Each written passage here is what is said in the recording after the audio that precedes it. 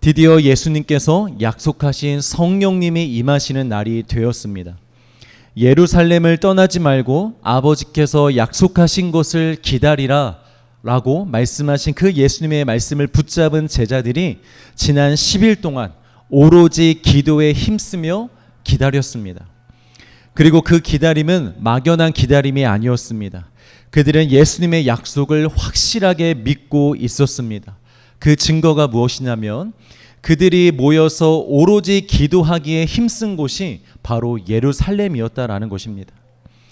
예루살렘은 종교 지도자들의 텃밭입니다. 예수님을 잡아다 십자가에 죽인 그들이 지금은 그곳에서 예수님을 따르는 무리들을 찾아내어 죽이려고 하고 있습니다. 여러분, 이때 당시에 12명의 제자들은요 이미 현상수배에 올라가 있습니다. 걸리면 그냥 잡히는 거예요. 그리고 이 제자들 외에 다른 무리들도 여차하면 잡혀가 고문을 당하고 죽을 수도 있는 상황이었던 것입니다. 그런 곳에서 머문다라는 것은 목숨을 걸었다라는 거예요. 그들이 목숨을 걸고 예루살렘 안에서 기도하고 있었다라는 것이죠. 그리고 120명이 흩어지지도 않았습니다. 120명이 모여 있습니다. 자, 믿음이 막연했다면, 그저 가능성을 붙잡는 것에 불과했다면 과연 이들이 이렇게 할 수 있었을까요, 여러분? 아닙니다. 그럴 수 없었을 것입니다. 아마 다른 방법을 찾아보려고 했을 것입니다. 더 안전한 방법, 내 것을 최대한 잃지 않을 수 있는 방법, 합리적인 방법. 예를 들면 이런 것이죠. 우리 모이되 한 집에서는 좀 모이지 말자. 야, 이 120명이 다 모여오면 딱 걸리게 좋지 않느냐. 그러니까 우리 12개 조, 10명씩 나눠서 각자의 집에서 흩어져 모이자. 아니면 남들 다 모이는 시간에, 이 낮 시간에 모이지 말고 좀 남들 다 자는 새벽 시간에 모였다가 남들 일어나기 전에 좀 흩어지자. 아니면 우리가 좀 돈을 모아서 헌금을 해서 경비병을 사서 우리의 안전을 좀 확보한 다음에 기도회를 하자. 아니면 야, 예수님이 기다리라고 하셨지 기도하라고는 안 하셨잖아. 그러니까 우리 각자의 집에서 그냥 잘 기다리자. 사실 우리에게서 너무 자주 나타나는 모습이죠. 우리도 마찬가지로 기도하는 것보다는 해결 방법을 찾는데 더 많은 시간을 씁니다. 나의 내려놓음은 최소화하고 내가 얻을 유익은 최대화할 수 있는 방법은 무엇인지를 우리는 늘 계산하며 살아갑니다. 능동적으로 적극적으로 주님의 말씀에 순종하려 하려기보다는 수동적으로 내 상황이 허락하는 범위 안에서만 따르려고 합니다. 성경은 분명히 말합니다. 이런 것은 믿음이 아니라고.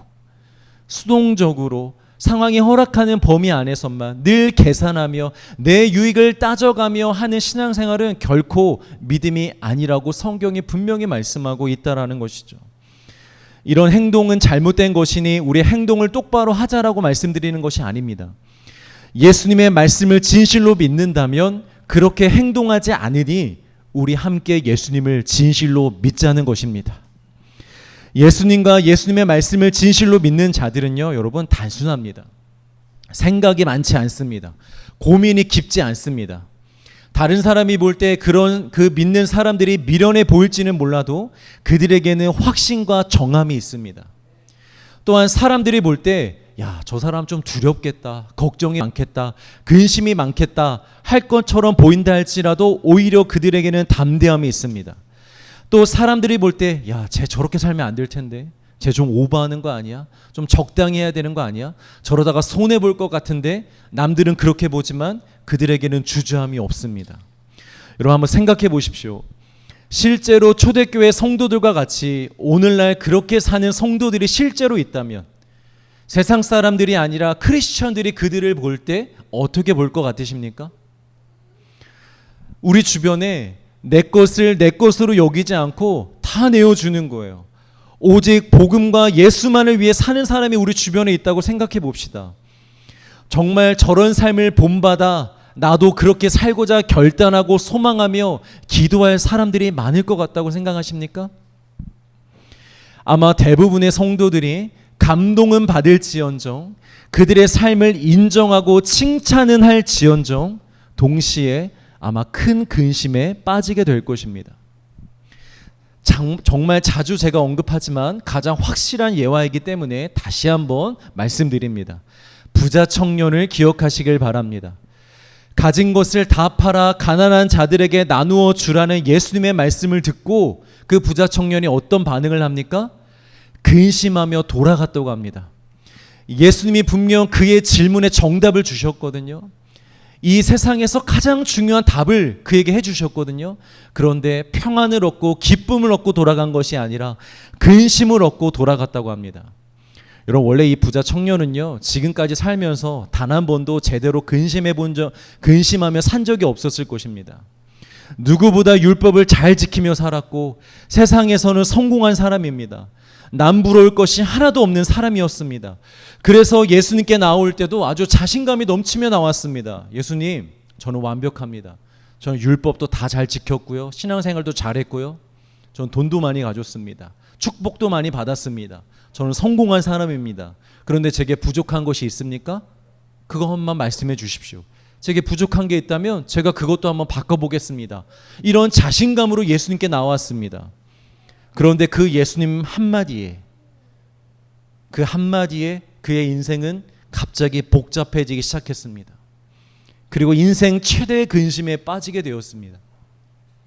사랑하는 성도 여러분, 말씀을 듣고 말씀을 배우고 말씀을 알아갈수록 이상하게 생각이 많아지고 근심이 생기고 고민이 많아진다면 우리 생각해 봐야 합니다. 나는 지금 예수님의 말씀을 진실로 믿고 있는가? 아니, 믿기를 원하는가? 아니면 알겠는데 믿고 싶지 않은 것인가? 따르고 싶지 않은 것인가? 우리가 우리의 마음을 진실로 돌아봤으면 좋겠습니다. 여러분, 믿으면 단순해집니다. 그러나 믿지 않으면 복잡해집니다. 믿으면 행하게 되어 있습니다. 그러나 믿지 않으면 늘 머뭇머뭇거리는 것입니다. 사랑하는 성도 여러분, 믿는 자들 되시길 주의 이름으로 축복합니다. 더 이상 주의 말씀을 듣고 고민하고 근심하고 계산하며 나 한 사람 믿는 것조차도 힘겨운 신앙생활을 하는 것이 아니라 믿고 단순하게 순종하며 나뿐만이 아니라 많은 영혼들을 살리는 그런 인생들이 되시길, 신앙인들이 되시길 주의 이름으로 축복합니다. 자, 제자들은 예수님의 말씀을 듣고 믿었습니다. 그대로 신뢰했습니다. 그래서 생명을 걸고 예루살렘에 모여 뜨겁게 기도했습니다. 그리고 그들의 믿음대로 예수님의 약속대로 성령님이 임하셨습니다. 우리 2장 1절 말씀을 같이 읽겠습니다. 시작.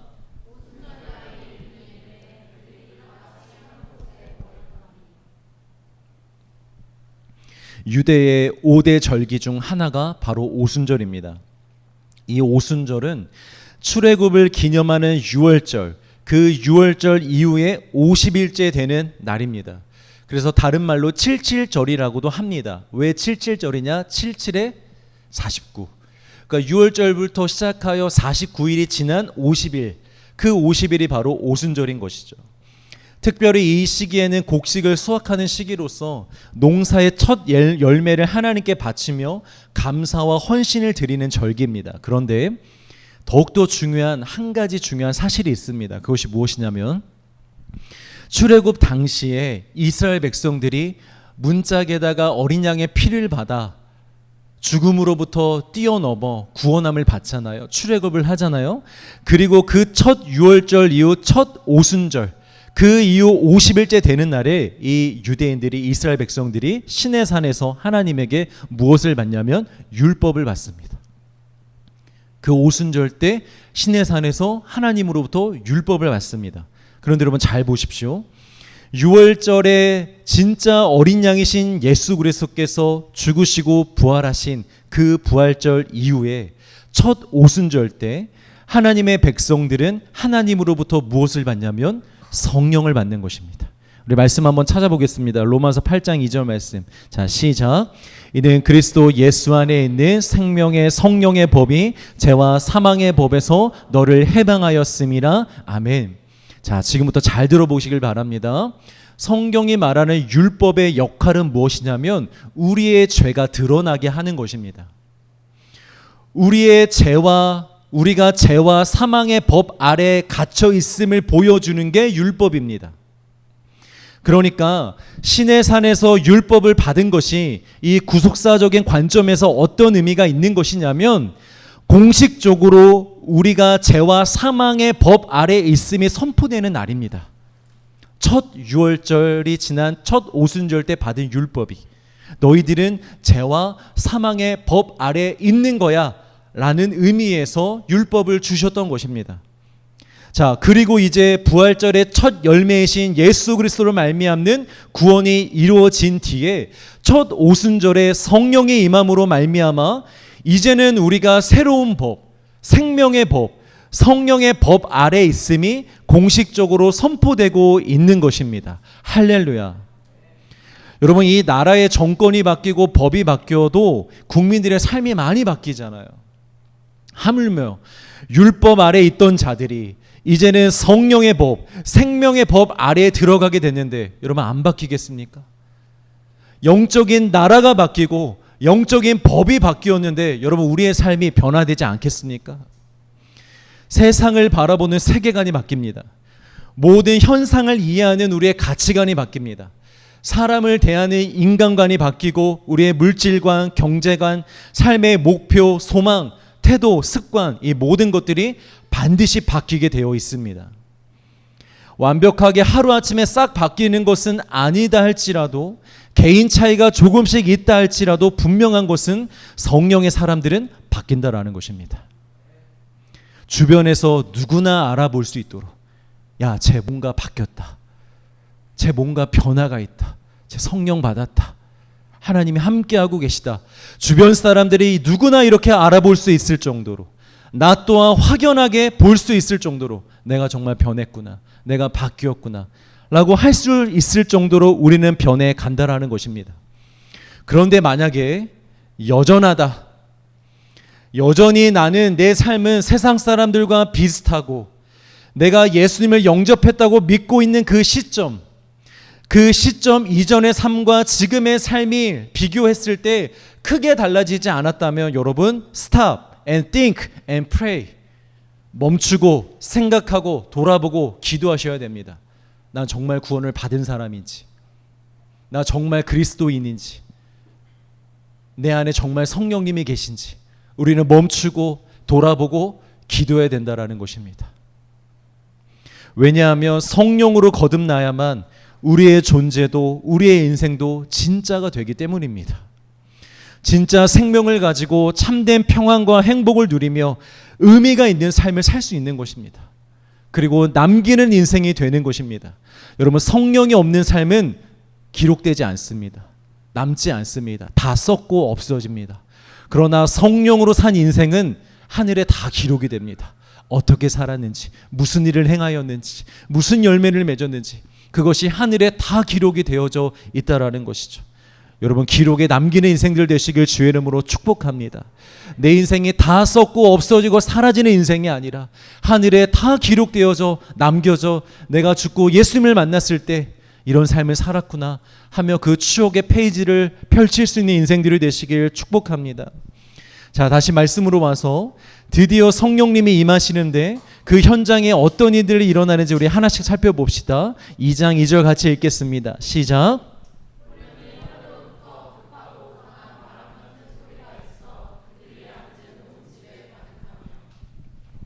호련히, suddenly, 갑자기 그곳에 모여있던 사람들의 입장에서는 전혀 예상하지 못한 순간이었습니다. 그날에도 분명 어떤 기도회, 이 예배 큐시트가 있었을 거예요. 그런데 그 큐시트와 전혀 상관없이 성령님이 갑자기 임하신 것입니다. 여러분, 요즘 시대 예배는요 다 큐시트가 있습니다. 특별히 심한 곳은 1분 단위로 정확히 계산되어 예배가 진행이 됩니다. 그래서 막 이렇게 기도를 하다가 인도를 하다가 시계를 보고 시간이 됐네 하면 인도자가 기도를 멈춥니다. 왜냐하면 시간이 있기 때문에. 그리고 말씀을 전하다가도 시간이 다가오면 메시지를 덜어내고 잘라내기도 합니다. 시간이 있기 때문에. 그래서 저는 시간을 웬만하면 안 보려고 합니다, 여러분.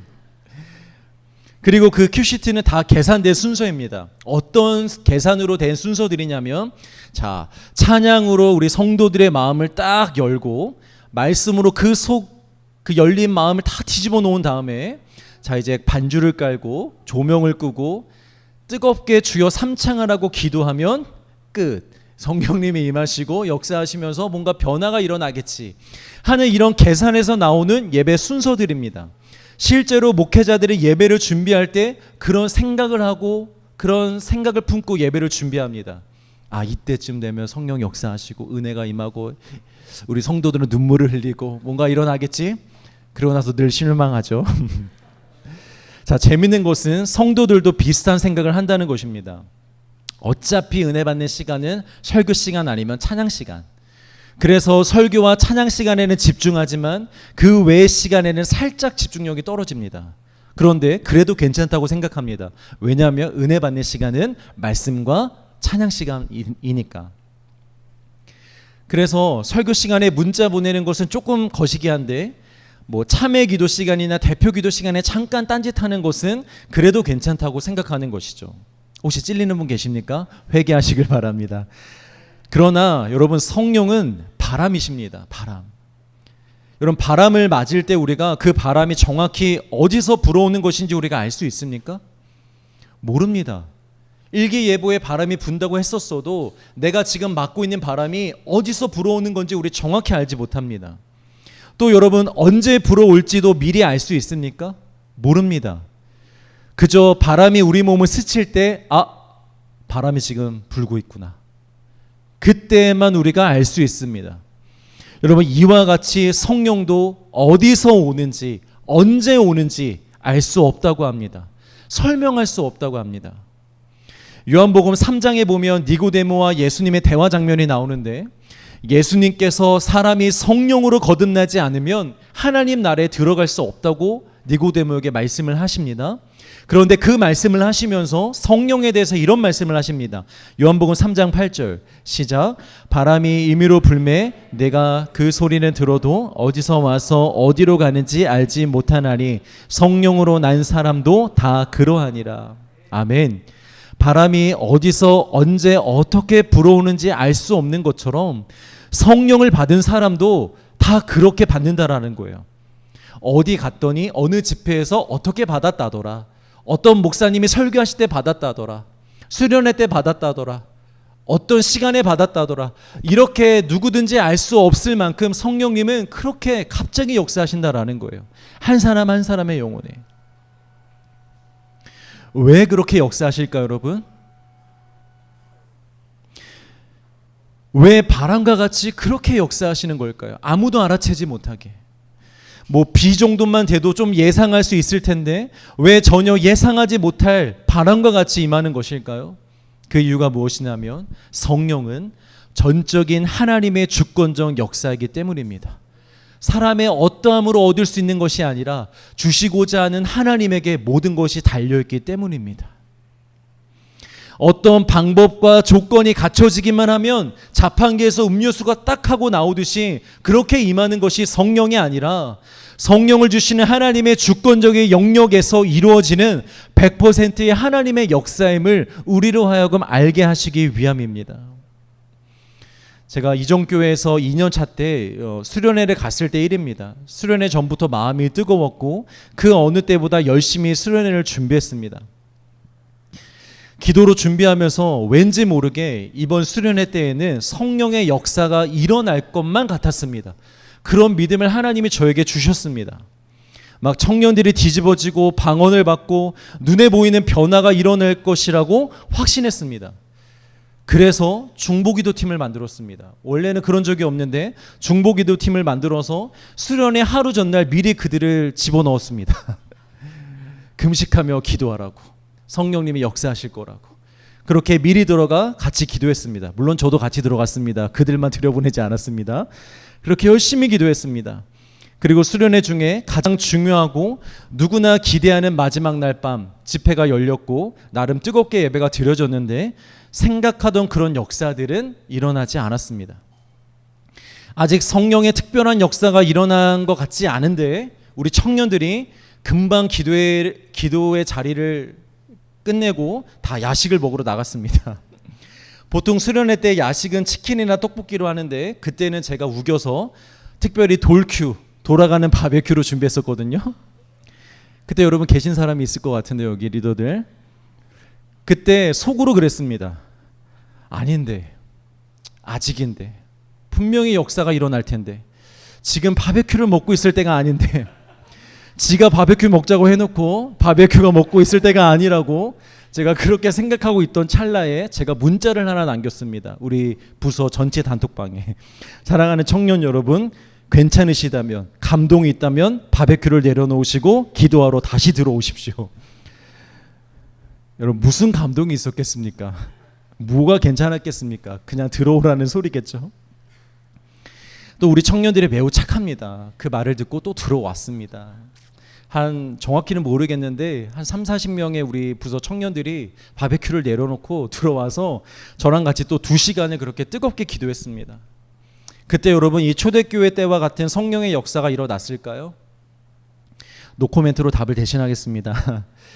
물론 성령의 역사가 꼭 다 그런 역사는 아니라는 것을 알고 있습니다.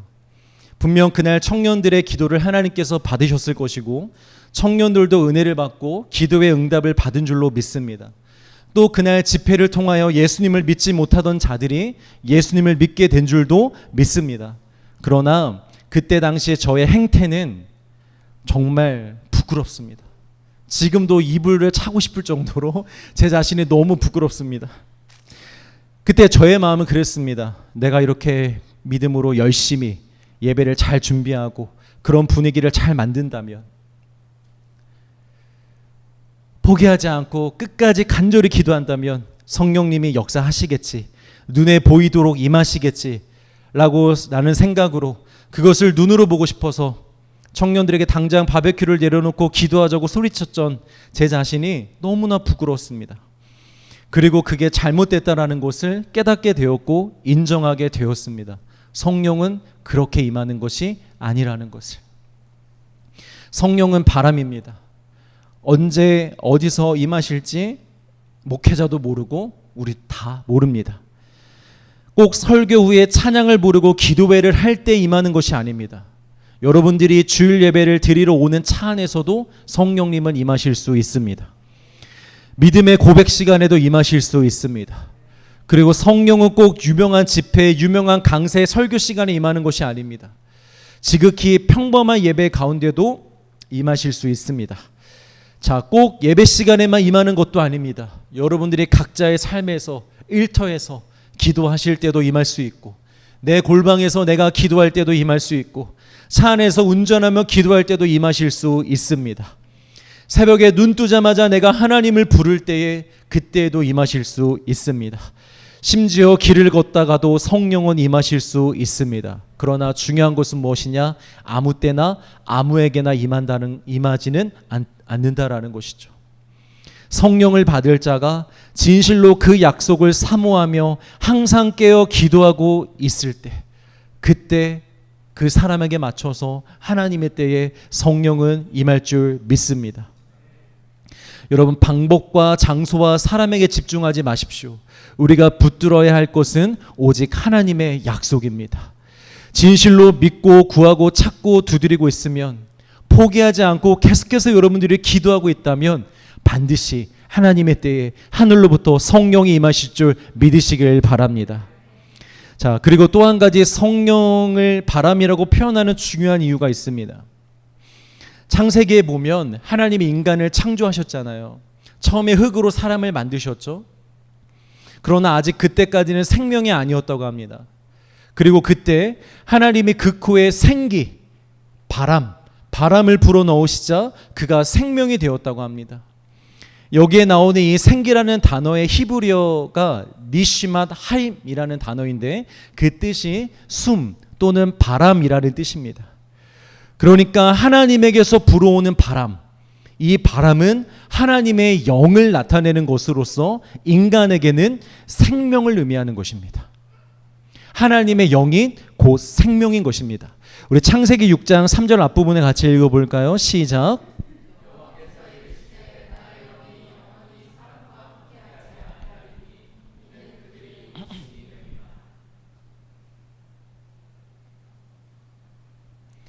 죄를 범한 인간에게서 하나님이 가장 먼저 하신 일은 무엇이냐면 하나님의 영, 불어넣어 주셨던 그 생기를 거두셨습니다. 그리고 이제 그들은 원래대로 육체만 남아있게 되었습니다. 하나님의 영이 거두어지고 하나님의 생기, 그 바람이 거두어지고 육체만 남게 되었습니다. 그것이 바로 성경에서 말하는 첫 번째 사망입니다. 하나님의 영이 떠난 상태, 하나님의 생기가 우리 안에 없는 상태, 살아있는 것처럼 보이지만 죽은 상태, 그것이 바로 첫 번째 사망입니다. 에스겔서 37장 9절 말씀을 같이 읽겠습니다. 시작. 또 내게 이르시되 인자야 너는 생기를 향하여 대언하라. 생기에게 대언하여 이르기를 주 여호와께서 이같이 말씀하시기를 생기야 사방에서부터 와서 이 죽음을 당한 자에게 불어서 살아나게 하라 하셨다 하라. 그 유명한 에스겔의 마른 뼈 환상 중에 나오는 말씀인데요. 죄악된 이스라엘 민족에게 하나님의 생기가 빠져나갔기 때문에 죽어서 말라버린 마른 뼈의 모습으로 이 환상 속에서 등장을 합니다. 처음에는 소리가 나서 이 뼈들이 움직이면서 서로 연결이 됩니다. 그리고 힘줄이 생기고 살이 도톰하게 올라오고 그 위로 가죽이 덮입니다. 다시 사람의 모양이 된 것입니다. 사람의 모양이. 그런데 아직 그 속에 생기가 없습니다. 이때 하나님이 에스겔에 이렇게 말씀하시는 것입니다. 생기에게 대언하여 그 바람에게 대언하여 생기가 불게 하라. 바람이 불게 하라. 그래서 그 많은 뼈들에게 그 바람이 들어가게 하라. 그랬더니 그 마른 뼈들이 살아났다고 합니다. 죽어있던 자들이 그 생기를 받아 살아났다라는 것이죠. 여러분, 바람과 같은 성령은 생명인 줄 믿으시길 바랍니다. 여러분, 성령이 없으면 살아있는 자 같으나 죽은 자입니다. 여러분, 좀비 아시죠? 좀비. 몸은 움직이지만 죽은 자잖아요. 하늘에서 볼 때는 그런 인간들이 좀비입니다. 이미 좀비는 존재합니다. 성령이 없는 자들, 하나님의 생기가 없는 자들, 그러나 이 땅에서 살아가는 자들, 돈 벌고 연애하고 원하는 대로 자기 마음대로 살아가는 자들, 그러나 그 속에 하나님은 없는 자들, 그런 자들이 바로 좀비들이고 죽은 자들이라는 것이죠. 여러분, 많은 그리스도인들이 성령을 받으라, 성령으로 살라 하면 성령을 마치 신앙의 최상위 수준의 어떤 경지나 높은 수준의 영적인 일로만 생각합니다. 또 하나님의 일을 하기 위해서 필요한 정도로만 생각합니다. 그러면서 나와 나의 일을 위해서는 당장은 그렇게 필요하다고 생각하지 못합니다. 그래서 사람들이 잘 구하지 않습니다. 성령과 성령의 충만함을 잘 구하지 않습니다. 구해도 간절하게 구하지 않습니다. 그러나 여러분, 이것은 매우 큰 착각입니다.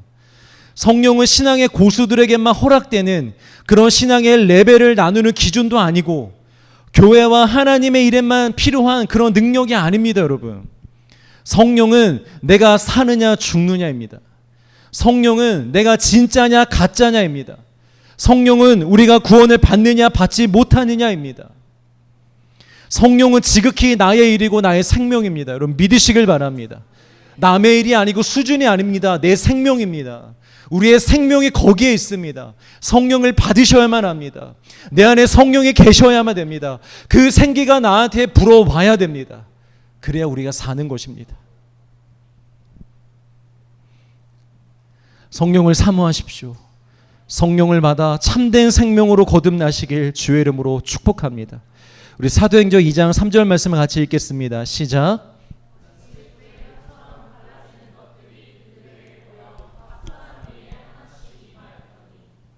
이번에는 성령의 임재를 어떻게 묘사하고 있냐면 불의 혀로 묘사하고 있습니다. 불로 묘사하고 있다는 거죠. 여러분, 장작불이 타오르는 모습을 한번 떠올려 보시겠어요? 장작불이 타오를 때 어떻게 불길이 막 생기죠?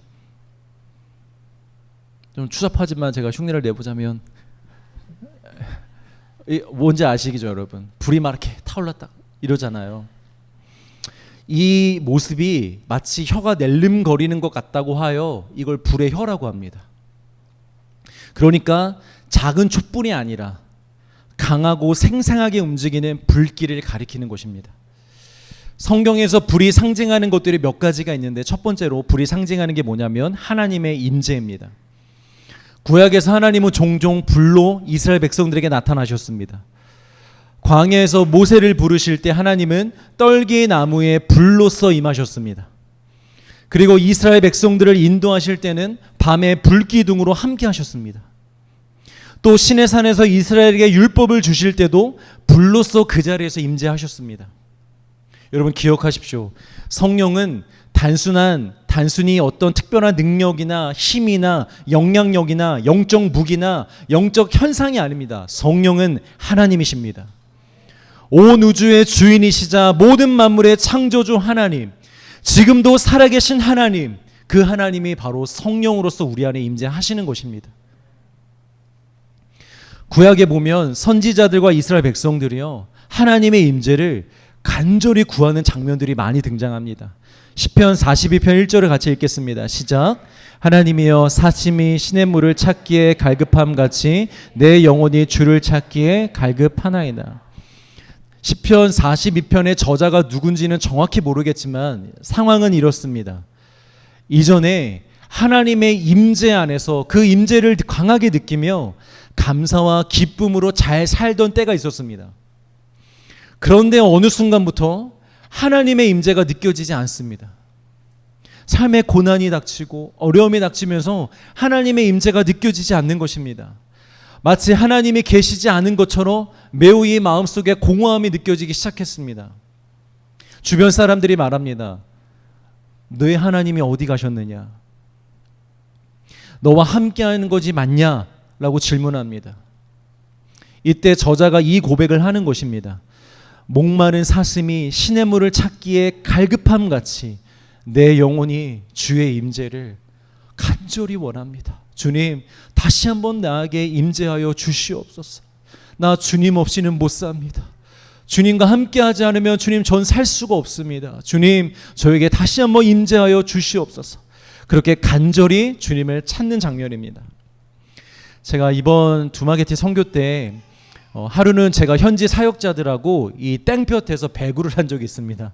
근데 짧은 시간이었지만 이 땡볕 찾아보니까 제가 순간 땀을 너무 많이 흘려서 이 탈진 직전 상황까지 갔던 것 같아요. 머리는 너무 어지럽고 목이 너무 말랐습니다. 근데 이제 그 상태로 사역을 해야 되니까 바로 이제 학교 사역으로 갔다가 학교 사역이 끝나고 마치고 다시 이제 차로 가는 길에 그 학교 앞에 수도가 있더라고요. 근데 앞에 현지인이 학생들이 가면서 그 수도에서 이렇게 물을 틀고 물을 마시는데, 여러분 아시는지 모르겠지만 보통 우리가 해외로 선교를 가면 물은 꼭 사 먹어야 됩니다. 현지 물을, 수돗물을 먹지 않습니다. 왜냐하면 뭐 물갈이 때문도 있지만 혹시 모를 바이러스 때문에 그렇습니다.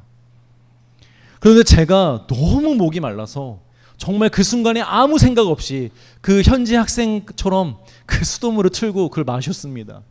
꿀꺽꿀꺽 마셨습니다.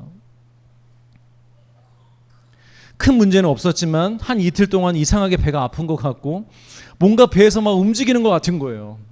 그래서 그 순간에 이게 기생충인가 뭔가 혼자서 막 별의별 생각을 다 했습니다. 그런데 여러분 후회는 하지 않습니다. 왜냐하면 정말 목이 말랐거든요. 그 물을 마시지 않았다면 전 정말 쓰러졌을 것입니다. 이 물 외에는 아무 생각도 나지 않았습니다. 여기가 필리핀인 것도 인지가 안 됐습니다. 그냥 그 물을 덥석 마셨습니다. 이 저자가 바로 이렇게 하나님의 임재를 간절히 사모하고 있는 것입니다. 다른 것이 보이지 않습니다. 다른 것이 생각나지 않습니다. 오직 하나님의 임재만 있으면 됩니다. 주님, 저 다 필요 없습니다. 주님 임재하여 주시옵소서. 이 사람뿐만이 아닙니다. 하나님의 사람들이 하나님의 임재를 갈망하고 사모하는 장면은 여러 군데서 나옵니다. 그런데 구약 시대 때 그 사람들이 그렇게 사모했던 하나님의 임재가 성령으로 말미암아 우리에게 임했다라는 것입니다. 여러분 구약에서는요, 이 하나님이 임재하셨다가 떠나가시기도 합니다. 임재하셨다가 떠나가고 임재하셨다가 떠나가시기도 했습니다. 그래서 사람들이 그렇게 간구하고 또 간구하고 또 간구했던 것입니다. 그런데 여러분 이제는 그 성령 하나님이 우리 안에 한번 들어오시면 안 떠나시겠답니다. 언제까지? 영원히 안 떠나시겠답니다. 그 성령을 받으실 주의 이름으로 축복합니다. 여러분 그걸 사모하세요. 우리가 받을 건, 하나님으로부터 정말 받아야 될 건 그 성령님이십니다. 두 번째로 이 불이 의미하는 것은 무엇이냐면 정결입니다. 불로 연단을 받는다고 하죠. 불로써 우리 안에 있는 불순물들, 이 육체의 것들, 죄, 욕심, 욕망, 거짓, 음란, 교만, 고집, 아집, 이기심, 돈을 사랑함, 말씀을 믿지 아니함, 불순종함, 이런 모든 것들이 성령의 불로 말미암아 태워진다라는 것이죠. 여러분, 우리가 하나님의 자녀로 거룩한 백성으로 진정 거듭나는 회개는 반드시 성령으로 인한 회개여야 됩니다. 성령이 아닌 나의 생각과 나의 감정으로 하는 회개는요, 여러분, 온전한 회개가 아닙니다. 그냥 반성이고 그냥 후회 정도로 끝날 것입니다. 회개했다고 하지만 죄악들이 여전히 우리 안에 남아있을 것입니다. 여러분, 한번 솔직하게 생각해 보십시오. 우리가 매주 매 예배 때마다 회개는 하잖아요. 그런데 정말 여러분, 그 회개하면서 죄와 싸우고 계십니까? 회개를 하시면서 정말 그 죄를 미워하고 계십니까? 정말 어둠이 사라지고 예수님의 용서가 내게 임하며 회개할 때 나의 영혼이 빛으로 가득 참을 늘 경험하고 계십니까? 우리의 회개는 때로는 너무 피상적입니다. 우리의 회개는 너무 일시적입니다. 그리고 우리의 회개는 너무 형식적입니다. 회개를 해도 여전히 어둠 속에 머물게 하는 그런 단순한 후회의 말들일 뿐입니다. 진짜 우리 영혼을 살리는 회개는 성령으로 하는 회개입니다. 진정한 회개는 반드시 성령으로 이루어집니다.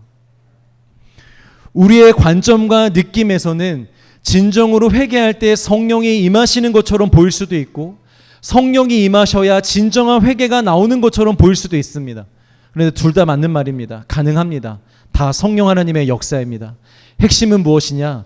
진정한 회개 전후로 성령이 없을 수 없다라는 거예요, 여러분. 진정한 회개가 있으면 성령이 임하는 것이고, 진짜 성령이 임하면 진짜 회개가 나온다라는 것이죠. 여러분, 1907년에 이 조선 땅에 대부흥이 일어났다고 하잖아요. 성령의 역사였습니다. 그런데 그 대부흥 운동에 가장 대표적으로 일어났던 성령의 역사가 무엇인지 아십니까? 바로 회개의 역사였습니다. 그런데 사람들이 회개해서 성령을 받은 것인지 성령을 받고 회개한 것인지는 아무도 모릅니다. 왜냐하면 성령은 바람이시기 때문에. 그러나 한 가지 확실한 것은 성령으로 말미암아 진정한 회개의 역사가 일어났다는 것입니다. 어느 날 여느 때와 같이 예배를 드리고 있었습니다. 당시에 장로이자 신학생이었던 길선주 장로님이 갑자기 예배를 드리다가 성령을 받으신 거예요. 성령의 감동으로 많은 사람들 앞에서 갑자기 자신의 죄를 고백합니다. 쇼가 아니었습니다. 아마 이때 당시에 장로님은 사람들 앞에서 고백한다고 스스로 생각하지 않았을 것입니다. 그때 당시에 장로님은 그 자리에 임재하신 성령님 앞에 자신의 죄를 고백했던 것입니다. 주님, 저는 아간과 같은 놈입니다. 친구가 죽어가며 아내 대신 재산을 정리해달라고 맡긴 돈을 제 마음대로 가로챘습니다. 주님, 저 같은 놈도 용서해 주실 수 있으십니까? 당시 길선주 장로님은 교회 공동체의 지도자였습니다. 여러분, 이 고백은요, 매우 충격적인 고백입니다. 그럼 만약에, 예를 들어 만약입니다. 제가 이 자리에서 예배를 드리다가 성도님들 죄송합니다. 제가 여러분들의 헌금에 손을 댔습니다. 여러분들이 귀하게 내신 헌금에 제가 손을 대고 일부를 삥땅 쳤습니다. 라고 여러분 제가 고백한다면 여러분 어떠실 것 같습니까? 아유, 목사님도 사람인데요. 같이 기도하겠습니다. 하시겠습니까? 다음 주부터 아무도 안 올걸요. 다 시험에 들걸요. 사람이 그렇게 고백하면 그렇습니다. 그러나 성령님이 임재하셔서 그 죄를 고백하게 했더니 어떤 일이 벌어졌냐면 사람들이 그 장로님의 고백을 비난하는 게 아니라 그 장로님을 정죄하는 게 아니라 그들 또한 그들의 죄를 고백하기 시작했습니다. 어떤 사람이 고백합니다. 병들어 누워있는 아내를 보면서 매일 술만 마시고 빨리 죽어버렸으면 좋겠다라고 저주했습니다. 어떤 사람은 고백합니다. 저는 제 욕심 때문에 첩을 둘이나 두고 아이들과 아내 생각은 전혀 하지 않았습니다. 또 어떤 사람이 고백합니다. 하나님, 선교사님의 돈을 14전이나 훔쳤습니다. 이렇게 사람들이 각자가 남들 앞에서 보통은 얘기할 수 없는 수치스럽고 부끄러운 죄악들을 다 고백하기 시작했습니다. 이 회개의 기도가 끊이지 않았습니다. 저녁에 약 6시에서 7시 정도에 이 집회가 시작이 되었는데요. 이 회개의 기도의 행렬이 다음날 새벽 2시, 3시까지 이어졌다고 합니다. 그 자리에는 600명의 사람들이 있었는데 그 600명의 사람들이 다 돌아가면서 자신의 죄를 회개하기 시작한 것입니다. 여러분, 이것이 바로 성령의 역사입니다. 그 현장에 있던 한 미국 선교사가 미국 선교국에 편지를 써 보냈는데요. 거기에는 이런 내용이 있었습니다.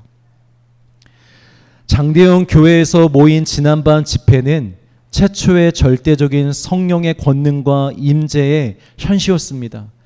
우리 중 아무도 지금까지 이전에 그 같은 것을 경험하지 못했으며 우리가 웨일즈, 인도 등에서 일어난 부흥운동에 대해서 읽어봤지만 이곳의 성령의 역사는 지금까지 읽어봤던 그 어떤 것도 능가할 것입니다.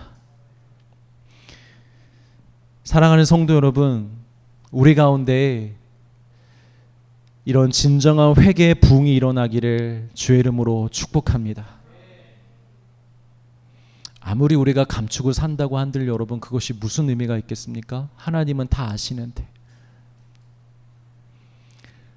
여러분, 성령으로 회개하지 않고서는 우리는 진정 거듭날 수가 없고 천국에 갈 수가 없다고 합니다. 이 말씀을 결코 가볍게 여기지 마시길 바랍니다. 우리에게 필요한 역사는 다른 역사가 아니라 먼저 회개의 역사가 일어나야 됩니다. 성령의 빛으로 인하여 우리의 모든 죄가 드러나고 성령의 불로 인하여 우리의 모든 죄가 완전히 소멸되기를 주의 이름으로 축복합니다. 마지막 세 번째, 성경에서 불이 의미하는 것은 능력입니다. 갈멜산에서 엘리야 선지자가 바알 선지자들과 대결을 할 때 하늘에서 불이 내려와 재물을 태우는 사건이 있었습니다. 이 불은 하나님이 세상과 세상의 모든 우상들을 이기시는 능력을 상징적으로 보여주는 것입니다. 그리고 이 불은 사람이 만들어낼 수 없는 불입니다. 사람이 흉내낼 수도 없는 불입니다. 슈퍼내추럴 파워, 초자연적인 힘입니다. 이 능력을 받은 사도들은 그때부터 사람이 할 수 없는 일들을 하기 시작했습니다. 심지어 예수님보다도 더 큰 일을 행하며 살아갔습니다. 여러분, 오늘날 우리에게 필요한 힘은 바로 이 힘인 줄 믿으시길 바랍니다. 오늘날 교회가 조직화가 되어가고 대형화가 되고 지성화가 되어가고 재정도 많고 환경적으로는 전혀 부족함이 없는데도 불구하고 초대교회 때나 한국교회 초창기의 교회들과 비교하면 이 영적인 능력에 있어서는 비교할 수 없을 만큼 많이 약해져 있습니다. 그 시절에는 정말 놀라운 일들이 많이 일어났거든요. 사람들이 정말 죄를 고백하고 병든 자들이 치유함을 받고 가난한 자들을 보살피고 누구도 자랑하지 아니하며 오직 예수님만을 자랑하며 자신의 생명을 다해 복음을 전하며 그렇게 복음이 놀랍게 능력을 가지고 전 지역으로 전국으로 빠르게 퍼져나갔거든요. 그런데 이상하게 오늘날에는 교회에게 돈도 생기고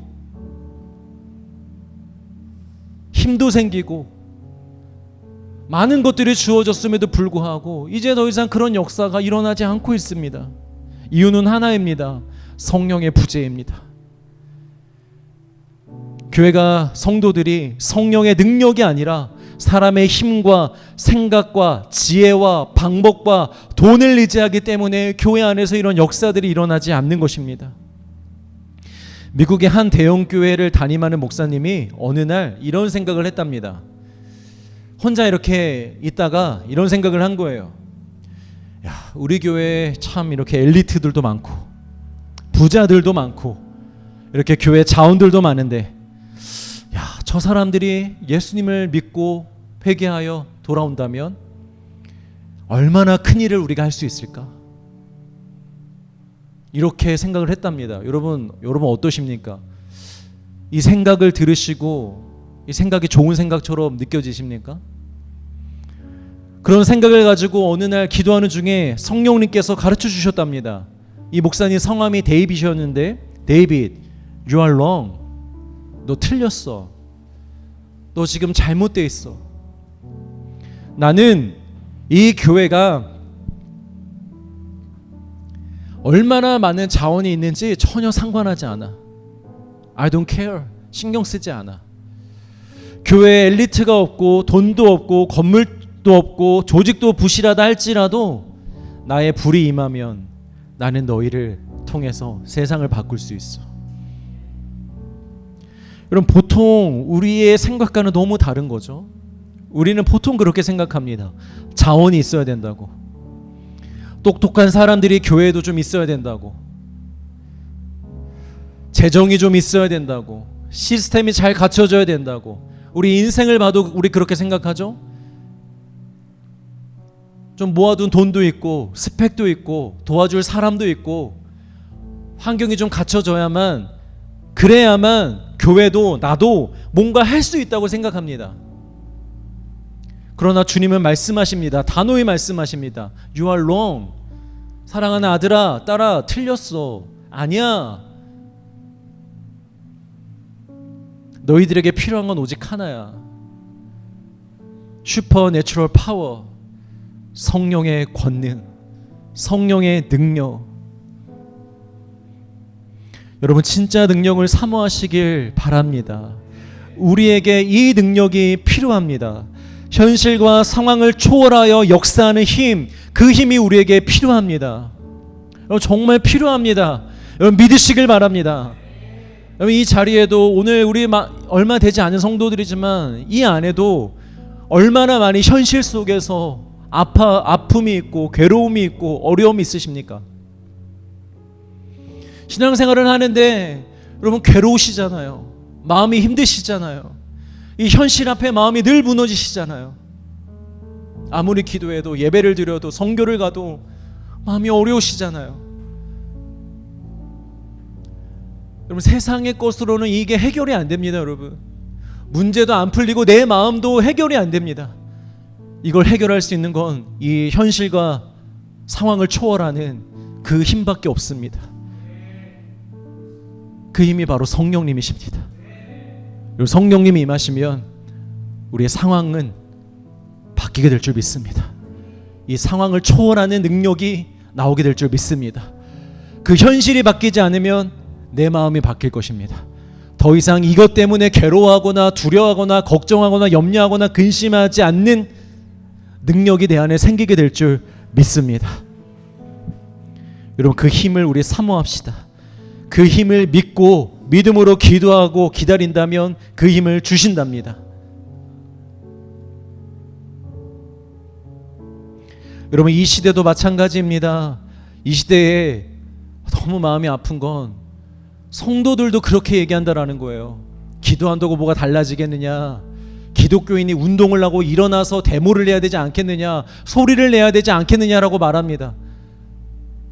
제가 그게 틀렸다고 말하고 싶진 않습니다. 그러나 우리는 기도의 힘을 믿어야 됩니다. 성령의 능력을 믿어야 됩니다. 성령님이 이 세상을 치유하셔야 됩니다. 성령님이 이 세상을 인도하셔야 됩니다. 성령님이 역사하셔야 됩니다. 사랑하는 성도 여러분, 지금은 성령의 시대입니다. 성령이 없이는 아무것도 할 수 없는 시대입니다. 오직 성령을 받아 이 마지막 시대에 진짜 크리스천으로서 살아가는 자들 되시길 주의 이름으로 축복합니다.